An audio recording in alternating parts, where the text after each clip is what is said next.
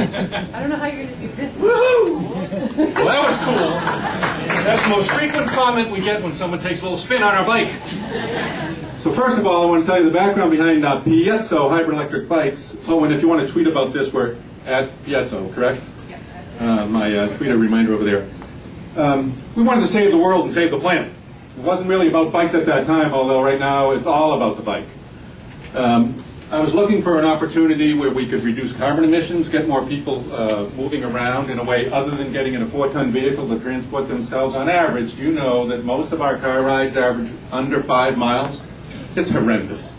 Now, around the world, e-bikes are extremely popular. In China, over 20 million sold last year. They'll outsell traditional bikes this year in China. 1 out of 10 bikes in Switzerland sold this year is an e-bike. 1 out of 8 in Germany and 1 out of 4 in Holland. And people are using them to do short-term commutes.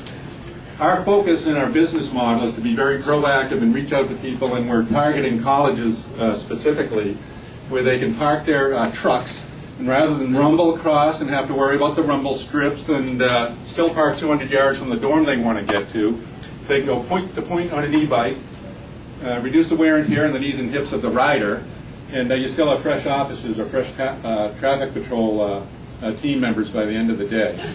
We've had some good short terms of success. We've been in business less than a year at this point. But Wellesley College nearby and Brandeis both are riding our bikes. We recently delivered to Harvard University. And get this little side story. Harvard is so happy with our bikes that I've never had this happen with a customer in my life, and I've been in business 30 years doing other things. They asked us, would we please come to their departmental barbecue, where they're inviting other departments that they want to have learn about the bike so that they will buy some too and park their vehicles. They've already introduced us to the mail delivery service, which has adopted the bikes. Now, while we've been doing all this outreach, actually half our sales have gone to consumers, so we are going to open a showroom soon to make it easier for consumers to come take test rides and enjoy the bike as well. A few features. First and foremost, it's a bicycle. These things can't go over 20 miles an hour under the power of the motor and be called a bike. That's a national or federal regulation. You ride it just like a bike. So if you know how to ride a bike, you can ride this and you can enjoy it.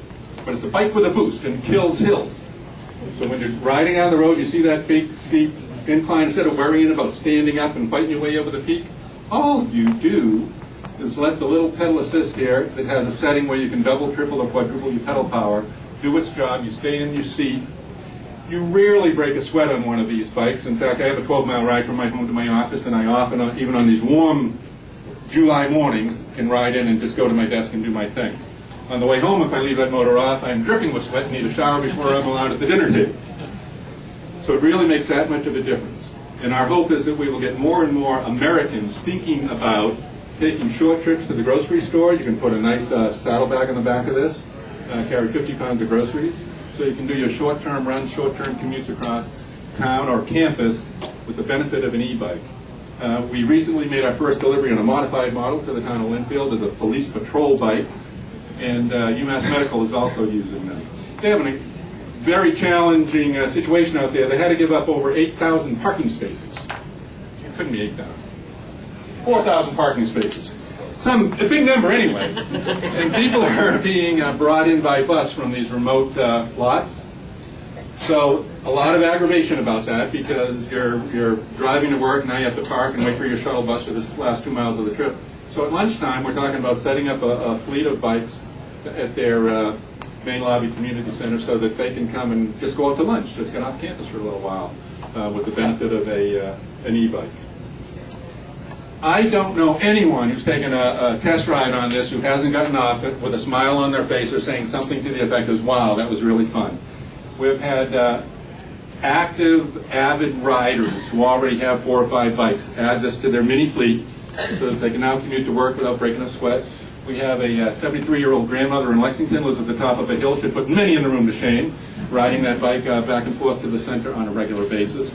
A gentleman out here in West Newton that rides into the Seaport District on a regular basis, and especially in harsh weather, he says the e-bike holds the road much better because you can take turns in a more upright position. You don't have to lean as much as you do on a regular bike to make your turns, so you're less inclined to wipe out in the leaves on a rainy day.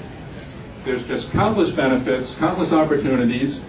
And we would love all of you to share that you were exposed to the e-bikes today, and help us get the word out that these are a wonderful way to get around, fun, improve your health all at the same time. Thank you.